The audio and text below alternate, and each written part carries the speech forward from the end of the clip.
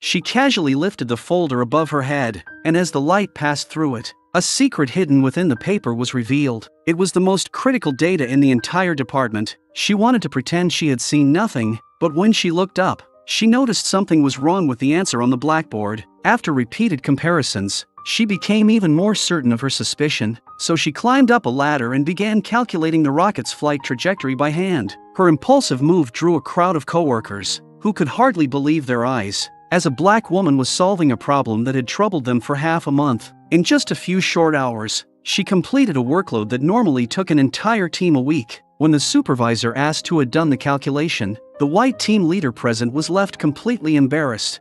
I said, whose work is that?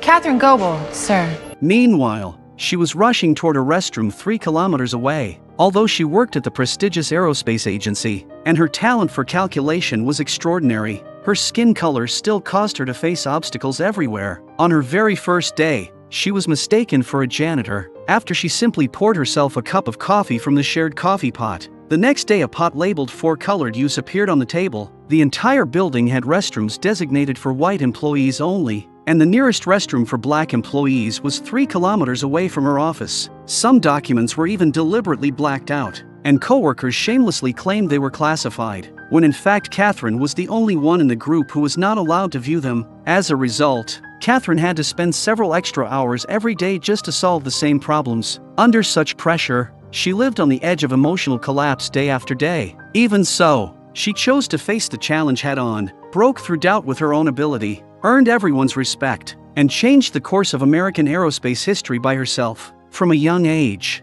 she showed an exceptional gift for mathematics, and with her parents' support, she was sent to the best school for black students in the state. At just 9 years old, she was already sitting in classrooms alongside high school students. Even then, the math problems on the blackboard never stumped her. Amazed by her talent, her teachers became convinced that Katherine's future would be extraordinary, but reality proved that her path forward was anything but smooth. A failed marriage left her raising 3 children on her own, but thanks to her gift for numbers, Katherine secured a decent job at the space agency. Though it was only a cramped and damp basement office, it was filled with black women just like her. In 1961, after the Soviet Union successfully launched its rocket, the thought of foreign rockets flying overhead every day made the United States feel an intense sense of crisis. Top officials demanded that the space agency build its own rocket as quickly as possible. To do so, they purchased a batch of calculating machines, known as IBM. Before those machines arrived, they needed a mathematician, yet not a single person in the all-white building could perform analytic geometry. That was why they turned to the colored computing group. Space Test Group needs a computer, ASAP. Someone with a handle on analytic geometry. You have someone? Yes, ma'am. Katherine is the gal for that. Watching the supervisor leave after handing over their work, Dorothy immediately chased after him. She asked whether her application for the supervisory position had been approved. Ever since the previous supervisor left a year earlier, she had been managing the black computing team, but the answer she received was no, as they had no intention of appointing a black supervisor. And just like that, Katherine was temporarily assigned to the space agency's main division. The supervisor of the East Group told her that black women had to wear skirts below the knee, could only wear the simplest pearl necklace, and that her primary duty would be writing research reports. Your clearance. They've never had a colored in here before, Katherine. Don't embarrass me.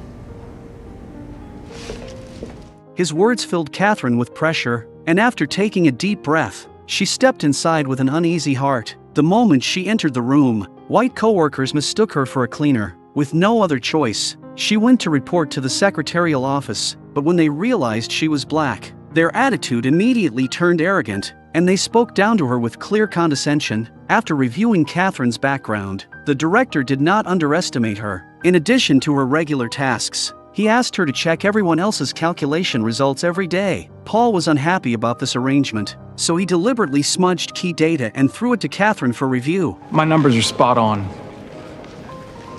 I will double check them, sir. No problem. I'm not gonna be able to Work on what you can read.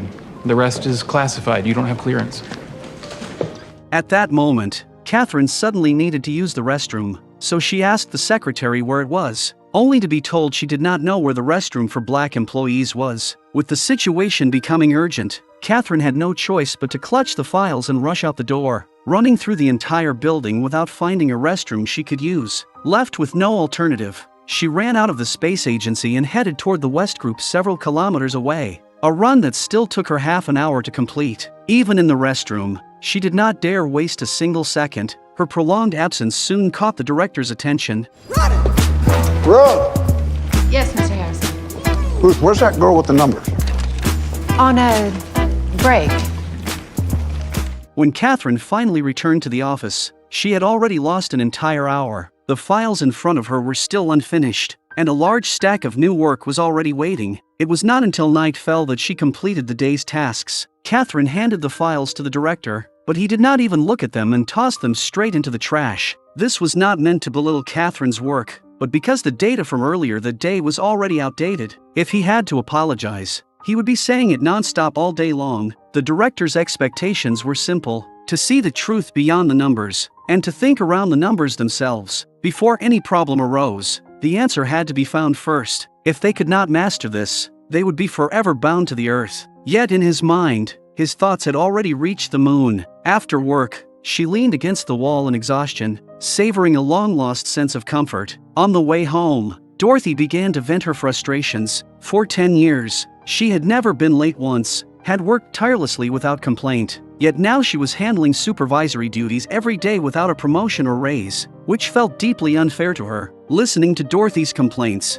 Katherine revealed the truth as well, admitting that she had no idea how long she would be allowed to stay in that office, whether 2 days or a week before being sent back to her original post. By the time she returned home, it was already late at night, but Katherine still could not rest. The hardships of being a single parent rested on her shoulders alone. At a community gathering, 2 close friends tried to help Katherine find a good man, introducing her to the tall and handsome Colonel Jim, who was said to have once been an excellent pianist. Seeing that the two were clearly interested in each other, the friends quietly excused themselves. After learning that Katherine worked at the space agency, Jim's thinking remained rooted in the past, as he believed such demanding work would only burden women even more. Jim was surprised that women were allowed to do this kind of work, which made Katherine feel that he was being dismissive of women. If I were you, I'd quit talking right now. I mean no disrespect. I will have you know, I was the first Negro female student at West Virginia University Graduate School. Capable Negro women in the West Computing Group, and we're proud to be doing our part for the country. So yes, they let women do some things at NASA, Mr. Johnson. And it's not because we wear skirts. It's because we wear glasses. Have a good day. The heavy workload kept Katherine in a constant state of tension, and coffee became her only relief. The moment she picked up the coffee pot, it sparked visible discomfort among everyone present, as they could not accept sharing the same items with a black colleague. When Katherine realized she had done something wrong, she could only return to her seat with restraint and unease. Although no one said a word, their eyes said everything. The next day, a small pot appeared beside the original coffee pot, clearly labeled for black use. Obviously, she was the only black person in the entire office, and this kind of treatment was something she had long grown used to. Katherine endured the discrimination and picked up the coffee pot, only to find that it did not even contain the coffee that was supposed to be prepared for the scientists. Her coworkers handed her altered data every day, and these materials made her work extremely difficult. Faced with their excuses, Katherine chose another approach, lifting the files high above her head and discovering the hidden changes through the light. After identifying the key information inside, she climbed up a ladder and began calculating on her own. The white coworkers were stunned, as a problem that had troubled them for so long was solved by a black woman. When the director learned of this, he summoned Katherine to his office, and instead of praising her, he questioned whether she was a spy, since more than half of the data had been blacked out. Even if Katherine were a genius, he believed it was impossible for her to calculate the answer. His words left Katherine anxious, and she could only tell the truth, that she had seen the data by holding it up to the light. After learning what had happened, the director did not ignore Katherine's contribution. He thanked her for everything she had done, and ordered Paul to stop blacking out the data in the future. In Paul's view, this was not a good idea at all, as he felt they should simply use darker ink. But fortunately the director was not as stubborn as he was. At a birthday party, Jim showed up again, and with the music setting the mood, he invited Katherine to dance. He explained that being away for too long had made his social skills rusty, which was why he misspoke that day. Jim hoped Katherine would give him another chance. You haven't said you're sorry yet. I'm sorry, Catherine. For what, Jim? Underestimating you. And any other woman like you. Just as the two were dancing closely, an urgent news bulletin suddenly interrupted the music. The Soviet Union had successfully sent a human into space and completed an orbit around the Earth. This was an undeniable blow to the United States, and despite their reluctance to accept it, they had lost this round of the space race completely. Under immense pressure, the director called an emergency meeting overnight and told everyone that the reason for their loss was simply that the other side had worked harder. He said this because he refused to believe that Soviet technology was superior. As a result, he decided that from that day forward, they would work non-stop overtime until they completely caught up. Not long after, the supercomputer entered its final testing phase, and Dorothy realized that once it was fully operational, the West Area Computing Group would lose their jobs entirely. For that reason, after work every day, she went to the library to search for relevant books. When she could not find what she needed in the black section, she quietly slipped into the white section to look for it. Dorothy's actions soon led to her being expelled from the library, and in order to survive, she had no choice but to secretly borrow the books. Every day, she also taught what she had learned to the entire black computing group. They had no choice. Either they learned programming, or they waited to lose their jobs. In her spare time, Dorothy would also sneak into the computer room and experiment according to what she had read, eventually discovering why the machine had never been properly calibrated. With Dorothy's corrections, the machine finally began producing accurate results. Unfortunately, her unauthorized entry was caught by the staff on the spot, but when they saw the data being printed out, their prejudice against Dorothy faded, and they even took the initiative to ask for her name. That same day, the director once again noticed that Katherine was missing. Where is she? At that moment, Katherine was walking through heavy rain on her way to the West Area. In the restroom, she tried to use paper to wipe off the rain, but such supplies were not standard in the black restroom, and even the soap dispenser on the wall was just for show. Soaked from head to toe, Katherine felt exhausted for the first time. When she returned to the office, she looked like a drowned rat. The director could no longer tolerate Katherine's behavior and demanded to know what she was doing every day. When he learned that she had been going to the restroom, his anger flared even more, as something that should have taken only minutes was costing her an entire hour. He accused Katherine of slacking off at work and betraying his expectations. There is no bathroom. There are no colored bathrooms in this building, or any building outside the West Campus, which is half a mile away. Did you know that? My uniform, skirt below my knees, my heels, and a simple string of pearls. Well, I don't own pearls. Lord knows you don't pay colors enough to afford pearls. And I work like a dog, day and night, living off of coffee from a pot none of you want to touch. So, excuse me if I have to go to the restroom a few times a day.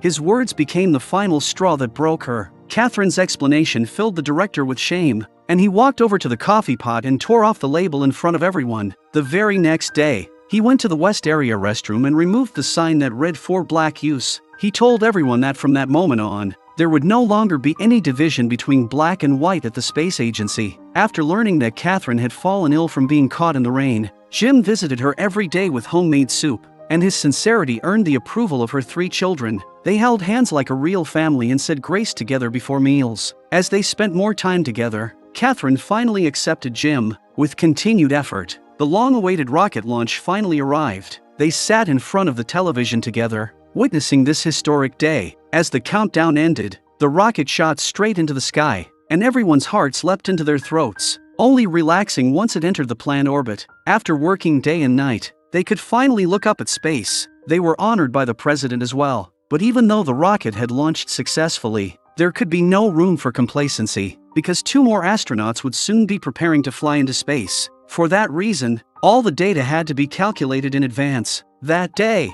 Katherine approached the director and asked to calculate the Atlas rocket's trajectory ahead of time. This was a new type of rocket, completely different from Freedom 7 in its parameters, and everything had to be recalculated to ensure safety. The director understood that this was far more than simple algebra. It was like creating something from nothing, and he could hardly believe Katherine could pull it off. After all, it required extremely precise calculations. much like hitting a tiny invisible hole in a person's eye from 500 meters away with a shotgun. Seeing Katherine's accurate report and her unwavering determination, the director allowed her to give it a try, but insisted that every piece of data must pass through him. This made Paul very unhappy, and he told Katherine that calculators were not allowed to sign reports, using this as an excuse to make her redo the work. However, Freedom 7's second flight was not as fortunate, as a deviation from the calculated landing point caused the capsule to drift off course. Fortunately, the rescue team arrived in time and the astronaut survived. But unfortunately, the capsule itself went missing. As the capsule sank into the ocean,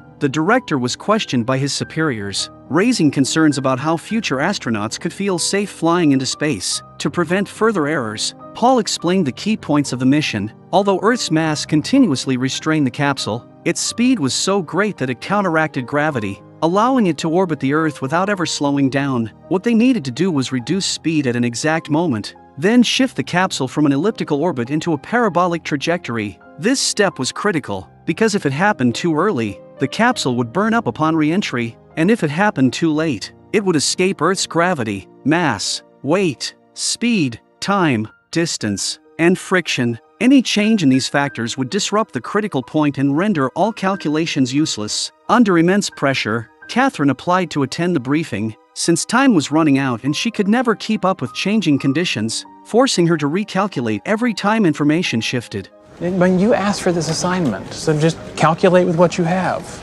or we'll find someone who can. The response left Katherine with nothing to say, and she could only work with the data she had. But just as she handed her completed report to the leadership, she was told that 6 minutes earlier the direct flight time had changed again. Already the fourth change of the day. A change in data meant starting all over again. Katherine began to complain that if she could attend the briefing, she would have access to the latest data for her calculations. Paul shouted angrily that this was impossible, because she was just a woman, a black woman. Those words cut deeply into Katherine, forcing her to spend even more time calculating. And the director noticed all of this. After repeated hesitation, she finally put her name on the briefing report. And as expected, the data changed again, leading to another verbal clash between the two. The director witnessed this scene, and Katherine seized the opportunity to speak her mind. I feel like I'm the best person to present my You're not gonna calculations. let this go, are you? No, I am not. And she is a woman. There is no protocol for a woman Okay, attending I these get that meetings. part, Paul. But within these walls, who makes the rules? You, sir, you are the boss. You just have to act like one, sir. You keep quiet. Thank you. When Katherine walked into the conference room, everyone stared at her with strange looks. Facing so many leaders, she felt a bit intimidated. The main topic of the meeting was the landing zone, as the military wanted to limit it to within 50 square kilometers to ensure safe recovery of the capsule. The director asked for the capsule's orbital speed, and the sudden question threw Paul into a panic. But before he could find the answer, Katherine confidently stated that it was 28,234 kilometers per hour. When the military asked whether the critical point could be calculated, Paul replied that in theory it could. They were clearly dissatisfied with such a purely theoretical answer. Under pressure from all sides, the director chose to trust his employee and handed Katherine a piece of chalk, asking her to give it a try. She walked to the blackboard with confidence, as she had never doubted her abilities when it came to calculations. With calm assurance, she worked through the equations, and in just 2 hours, the answer was written across the board. Her talent won over everyone present. Okay,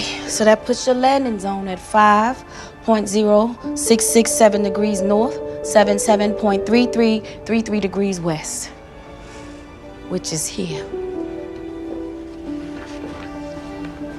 Right here. Give or take 20 square miles. I like her numbers. Of course, this was only an assumption that the capsule could accurately enter the re-entry point, and how to ensure that was still under investigation. With no other option, the director went to the computer room. As the launch was imminent and massive calculations had to be handled by the machine, the staff told him the machine had just been calibrated. Few people knew how to use it, and a large number of programmers were needed to input punch cards. Dorothy received a temporary transfer order because of this, but she still cared deeply about the black women she worked with. Human Resources told her that only she had received the transfer, while the others would remain where they were, and that once the launch succeeded, the black computing group would be disbanded. This was clearly not what Dorothy wanted. and she stated bluntly that she would not accept the position unless she could bring her team with her. The machine required many hands, and she could not handle it alone, while her women could. They were capable. Dorothy ultimately persuaded the leadership, leading her team out of the damp, dark basement and into a spacious, bright office. Although the transfer was only temporary, they believed they would stay there for good. Meanwhile, Katherine encountered a major problem, as there was no numerical formula to follow when shifting the capsule from an elliptical orbit to a parabolic one. Although launch and landing could be calculated, without this transition, the capsule would remain stuck in orbit and never return. Maybe it's not new math at all. It could be old math. Euler's method. Euler's method. Yes, That's ancient. but it works. It works numerically. Katherine immediately returned to her original computing group, found a long-forgotten book, and after plugging the data into the formulas inside, she calculated the critical numbers exactly as she had suspected. Because it was her birthday, Katherine returned home early, and Jim's appearance made the atmosphere tense, as he knelt on one knee holding a family heirloom ring and proposed to her in front of the children. Overwhelmed with emotion, Katherine did not wait for Jim to finish speaking and immediately said, "I do." After 5 unmanned test flights, the space agency confirmed that the new computer was fully capable of handling the work. That day, the director found Katherine and explained that IBM's computing speed was unmatched, and with the launch center insisting on handling calculations themselves, there was no longer a need for human calculators here. Progress was a double-edged sword, bringing tremendous impact while also leaving many talented people without work. Katherine had no choice but to return to her original position for the time being, and the director felt powerless, regretting that he had been unable to keep her. To thank her for her contributions, Human Resources delivered a farewell gift on the director's behalf, a beautiful pearl necklace. They quietly told Katherine that the director's wife had carefully chosen it after a long search. After 3 years and 2 months of preparation, the launch day finally arrived. Just hours before liftoff, the director discovered a problem, as today's landing coordinates did not match yesterday's, and the biggest issue was that they did not know which one was wrong. He relayed the situation to the astronaut, who voiced serious concerns of his own. Look, I'm gonna be honest with you, Al. When I fly the machine. And right now it seems like this machine's flying me. We're on the same page, John. Our guys are on it. Let's get the girl to check the numbers. The girl. Yes, sir. You mean Katherine? Yes, sir. The smart one. I mean, she says they're good. I'm ready to go.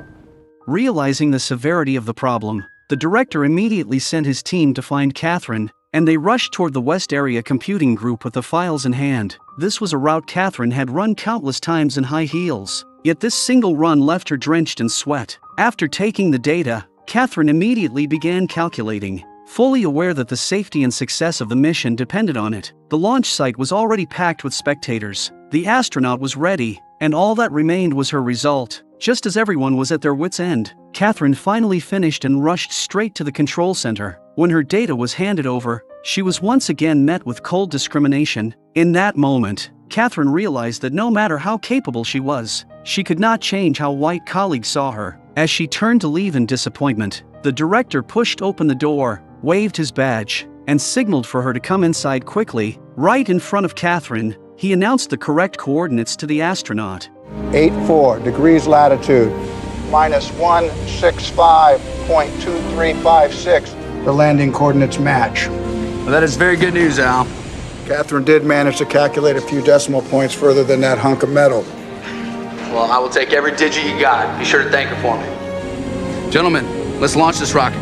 As the countdown ended and the rocket lifted off, everyone relaxed once it reached its intended orbit, while Katherine did not move a single step, until 10 hours later when the capsule landed at her coordinates and the weight on her heart finally lifted. As everyone celebrated with cheers, Katherine chose to quietly walk away, only to be called back by the director once more. She earned recognition through her ability, and as an exception, she was allowed to remain with the launch team while making progress in her career. Katherine also finally married Jim. At the same time, Dorothy received another assignment, this time not as a programmer, but as the first black department supervisor. Their friend Mary also held great ambitions, breaking racial barriers to study at a white institution and ultimately becoming America's first black aerospace engineer. Katherine finally earned her coworkers' respect, and even Paul, who once looked down on her, personally poured her a cup of coffee as a sign of respect. In the years that followed, she continued working on calculations, contributing to Apollo 11 and the Space Shuttle programs, in recognition of her enormous contributions to aerospace. In 2016, the space agency named its computing facility the Katherine Johnson Building. At the age of 97, she was also awarded the Medal of Freedom,